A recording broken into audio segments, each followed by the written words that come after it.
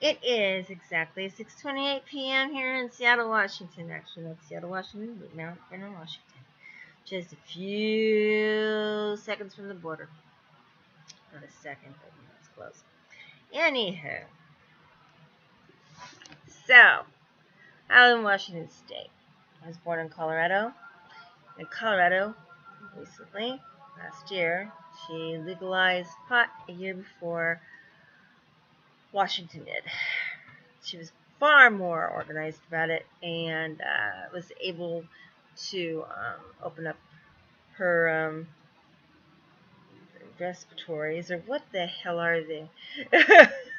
her stores before we were. When ours were open, we had one store open because we were not ready with our marijuana. Now, I'm a medical person, so I'm a medical kid that,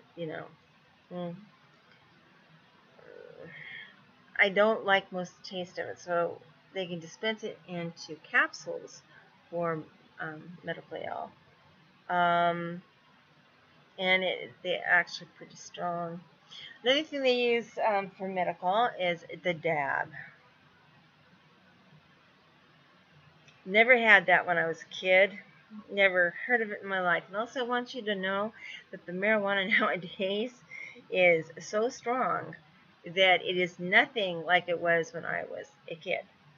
I would not drive with the pot they have on the market at this point. It's up there. I'm sorry, but it's up there with booze. It's strong, especially if I'm on. It's a lavender kind of thing. The pot looks lavender, and then you got the dabs, which is an oil base. You put that in there, and it lights up. You light up for a few hours.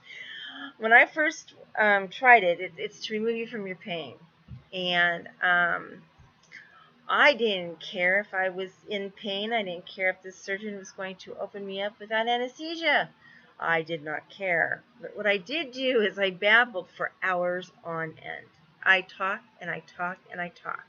I became very, very hyper on it,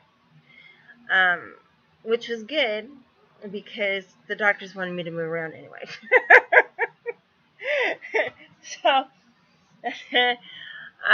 medical marijuana is quite different. It's got a different strength to it. It's just different. Here in Washington State, many of us did not want marijuana to become legal. The reason why is because it affects us medically. Right now we have clinics, and right now the state of Washington is going to be removing those clinics and making us use what everybody else is using, and not realizing that ours is quite a bit stronger than those the general public could ever have get a hold of. Again, I do not recommend it as a everyday thing. I will say that I've never been much of a druggie, and despite what some people say, I almost hear him growling in the background. Anyhow, it's all the medication that I'm on, that would make anybody think, my God, she's loaded off her butt. She's drunk. No, I'm not drunk. I'm not loaded off my butt. I'm on painkillers. A lot, most of the time. Oh, let me tell you. Does it help with all kinds of pain? No, it does not help with nausea, hardly at all, in my opinion. In my opinion, directly,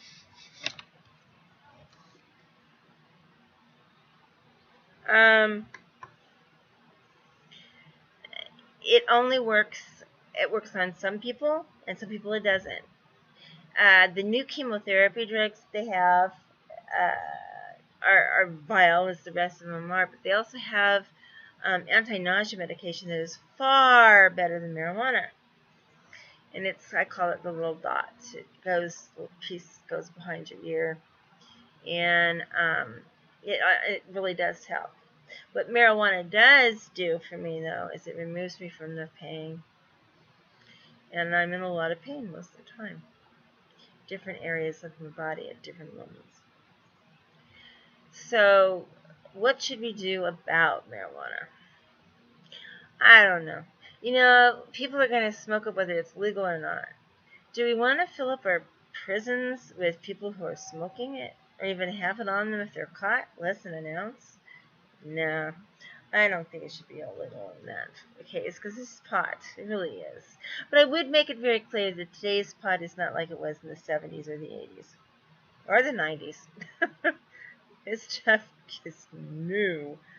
I'm telling you, there's some growers out there that just knew what they were doing, and they definitely created something that is much stronger than the marijuana that I grew up with. It's not the marijuana I grew up with. But you can disassociate on it really quick. It's amazing. And I never was much of a munchy person.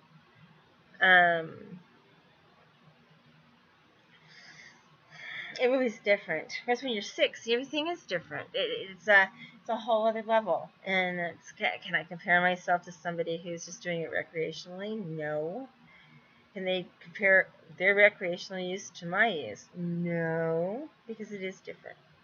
It really is. So, there were some people out here that did not want it to be legalized. They just wanted it for medicinal use. And, of course, it went through the election, and it lost. We have recreational use and medicinal use, but medicinal use may be phased out because the state will get more money from us if they just put us in the general population.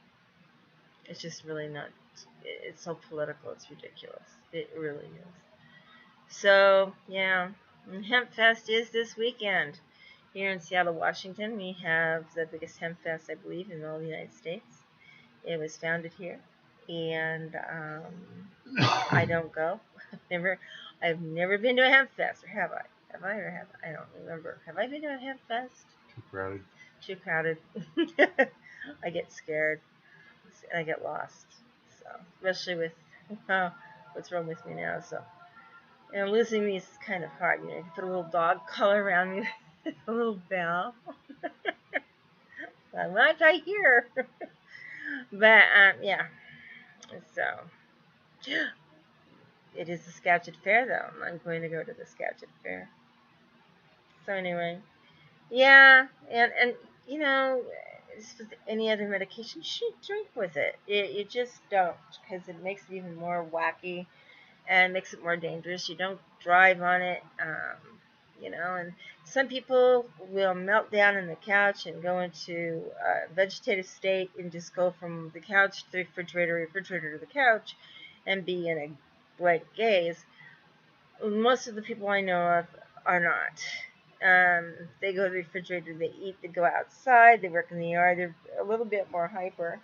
On the downside of it that PB was talking about, which is very interesting, I have 2 relatives that are highly, it's rare, but are highly sensitive to marijuana, and one is my sister and another one's another brother. They'd get up in the morning years ago and they would start smoking, just like a cigarette. Get up, light up, and they'd go the rest of the day and be smoking throughout the day. I mean, they smoked quite a bit. But